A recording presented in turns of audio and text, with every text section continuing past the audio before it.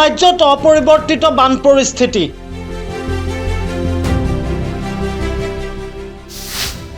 উজনি নামনি সৰ্বত্ৰে বানপীড়িতৰ হাহাকাৰ। বানপীড়িতৰ কাষত চেঙা সমষ্টিৰ বিধায়ক আশ্ৰাফুল হুছেইন।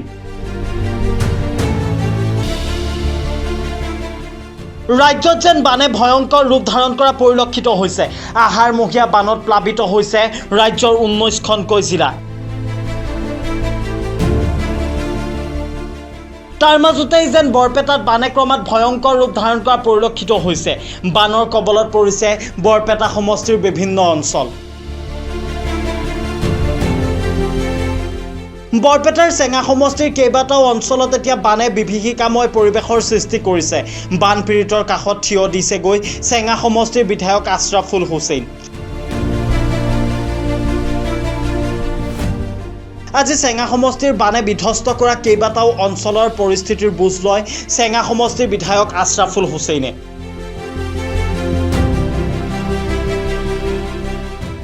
ৰাজ্যৰ উজনি নামনি সৰ্বত্ৰে এতিয়া বানে প্ৰলয়ংকাৰী ৰূপ ধাৰণ কৰা পৰিলক্ষিত হৈছে। মহাবাহু ব্ৰহ্মপুত্ৰ যেন এতিয়া বিপদসীমাৰ ওপৰেৰে বৈছে। ঘৰ দুৱাৰ এৰি প্ৰাণ ৰক্ষাৰ্থে নিৰাপদ স্থানত আশ্ৰয় ল'বলৈ বাধ্য হৈ পৰিছে গাঁওবাসী।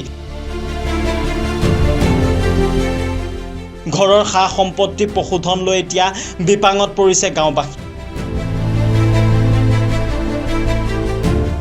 বৰপেটাৰ চেঙা সমষ্টিৰ নৈপৰীয়া বিস্তীৰ্ণ অঞ্চল জলমগ্ন হৈ পৰাত বিভিন্ন লোকে এতিয়া জীয়াতু ভুগিবলগীয়া হৈছে। চেঙা অঞ্চলৰ কাছুমাৰা, খোলাবন্ধা, ৰৌমাৰী, চেনিমাৰী, তাৰাবাৰী চৰ, বালাপাৰা চৰ আৰু গুমাফুলবাৰী আদিকে ধৰি কেইবাটাও অঞ্চলত ব্ৰহ্মপুত্ৰৰ বাঢ়নী পানীৰ কবলত পৰিছে। হাহাকাৰ পৰিস্থিতিত পোহনীয়া পশুধনৰ খাদ্য আশ্ৰয় বিচাৰি পোহনীয়া জীৱ জন্তুলৈ ওখ ঠাইলৈ ঢাপলি মেলিছে চৰাঞ্চলৰ ভুক্তভোগী ৰাইজ। চেঙা সমষ্টিৰ বিধায়কৰ মহানুভৱতাৰ পৰিচয় দি বানপানীৰ সমান্তৰালকৈ চলি থকা গৰাখহনীয়াৰ ফলত ঘৰ দুৱাৰ স্থানান্তৰৰ ক্ষেত্ৰত নিজে দেহে কেহে লাগি দিয়াৰ লগতে তেখেতৰ কৰ্মী সমৰ্থকৰ জৰিয়তে ৰাইজৰ উপকাৰত অহোপুৰুষাৰ্থ কৰিছে। বিধায়কগৰাকীয়ে বান পৰিস্থিতিৰ বুজ লোৱাৰ লগতে বানপীড়িত ৰাইজৰ মাজত কিছু যাৱতীয় সামগ্ৰী বিতৰণ কৰে। লগতে এই সময়ত বানপীড়িতৰ প্ৰয়োজনীয় সকলো সামগ্ৰী অতি সোনকালে যোগান ধৰাৰ আশ্বাস দিলে বিধায়ক আশ্ৰাফুল হুছেইনে।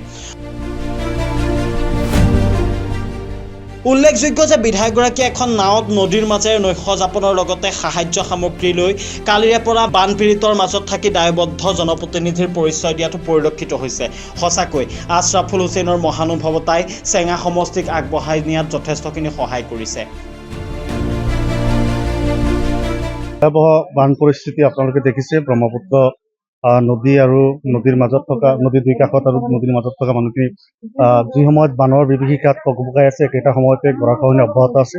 আমি এই মুহূৰ্তত কাছুমাৰা NC গাঁও তথা আৰু বেলিংগিমাৰীত উপস্থিত আছোঁ আৰু আমি ইয়াতে মই এই জনগণৰ বিধায়ক হিচাপে খুবেই দুখিত আৰু খুব দুখেৰ সহিত হ'লেও মানুহৰ মাজত আহি তেওঁলোকৰ ঘৰত দুৱাৰ আমাৰ দলীয় কৰ্মী বা স্বেচ্ছাসেৱকসকলৰ সৈতে যিমানখিনি পাৰোঁ সহায় সহযোগিতা কৰিছোঁ।